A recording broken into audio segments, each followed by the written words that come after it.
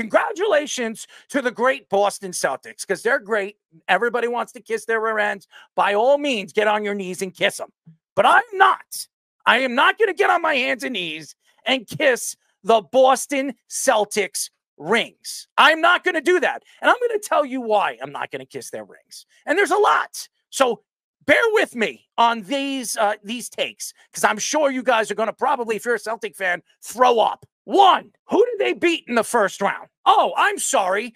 They beat a Heat team that had a jive-less, and I say less, Jimmy Buckets on the team. There's nobody that was on that team. And I don't want to hear about Bam Adebayo or Hero. That team sucks. So who did they beat in the first round? No one. Then they went into the second round, and they did play a very good Cavalier team, a really good young team. But guess what? Donovan Mitchell missed 2 games. Jared Allen missed 3 games. Karis LeVert missed practically the whole series. 3 very important players to that Cavaliers team were not really playing in the series. So to me, they really just moved right into the Eastern Conference Finals. And everybody thought it was going to be against the New York Knicks, but the New York Knicks couldn't stay healthy. And don't we love the New York Knicks and all the New York Knicks players at the finals, hanging out in the broadcasting booths, as we seen Julius Randle last night speaking and doing his analyst thoughts on the basketball game. We've seen Josh Hart. We've seen all these guys. I mean, every single one of them. Hartenstein was working for an organization, doing some podcast work and radio work while the playoffs and the finals are going on after the Knicks get eliminated. Congratulations to Julius Randle, who, by the way, didn't step on a court all playoff long, but has the sense of going and speaking on ESPN. So congratulations to Julius Randle. Okay, then they go to the Eastern Conference Finals, and they play an Indiana Pacer team that's one of the youngest in all of basketball, a young team, and very well coached. There's no question, very well coached. But who did they beat?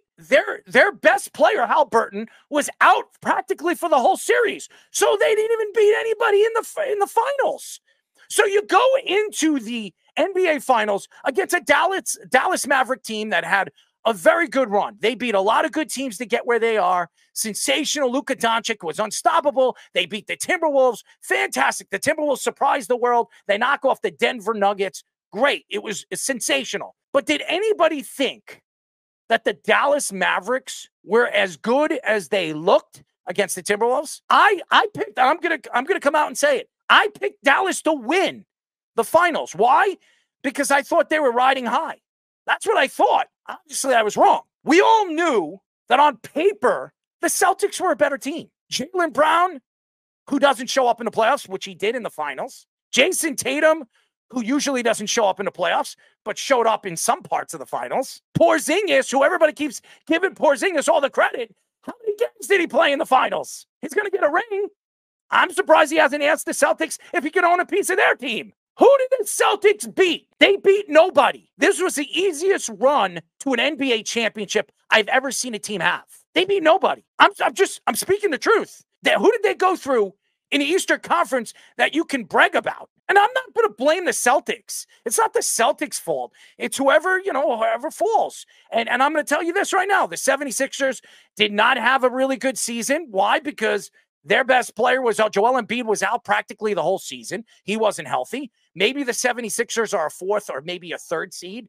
And maybe the 76ers are playing in the finals against the Celtics, the Eastern Conference Finals. Maybe they knock off the Celtics. The Celtics, you have to give them credit. You play whoever you're challenged and whoever you're playing against. Whoever's on the roster, you're going to play. But here's the problem. When you sit back and you listen to Jaylen Brown, and I'm going to give Jaylen Brown a lot of credit. Well-deserved NBA MVP of the playoffs. He was fantastic. He really was. In the finals, he defended very well. He defended multiple positions. He was defending the guard position, the shooting guard position, the 3. He was defending multiple positions and doing it so well. And I'm surprised Jrue Holiday didn't get a lot of those votings, because I thought he was fantastic. The way he defended against Kyrie Irving. Kyrie Irving was one of the hottest players in the playoffs. He was sensational. Kyrie Irving was sensational all playoff long until he went to the finals. Then he ran right into Jrue Holiday and White. Okay, two amazing defensive players. They are. And the Celtics, team-wise, their strength is their defense. It's no question. When you watch them play against the Dallas Mavericks and how they shut down, and I say when you look at the numbers, they didn't completely shut down Luka Doncic. They didn't completely shut down Kyrie Irving. But what they did is, if you look at the game and you look at where they made most of their points, it was later in the fourth quarter when the Celtics were up by 15, 16 points, when nobody cared to defend them. That's the truth. The Celtics completely outplayed the Mavericks. And I know Jaylen Brown's upset. I know there's a lot of Celtic fans upset because everybody in the world thought that the Mavericks were going to surprise everybody and win the NBA championship, including yours truly. Why? Because I thought it was Luka's year. I did. Luka should have been the MVP. I've said this many, many times. He was robbed for that MVP. And I'm not going to take it away from Nikola Jokic. He was fantastic. He always is. But Luka, this was the best year I've seen Luka have, not only as a player of his own, like you single him out as a player, but team-wise, he's sensational.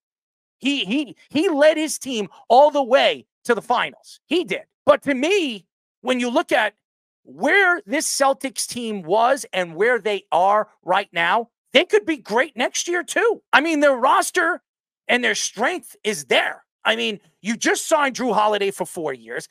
Obviously, he's 31 years old next year, but he's a sensational defensive player. You're not going to lose really anything from Jrue Holiday. You have White. He's still there. He's going to be, I think he's there for at least another year. You have, now Al Horford could retire. This is what Al Horford wanted to do. He wanted to win a championship. Now he can ride off into the sunset. We've seen Peyton Manning do it. We've seen other players do it. So more than likely, Al Horford is going to retire. Jaylen Brown just signed a long-term deal, $400 million.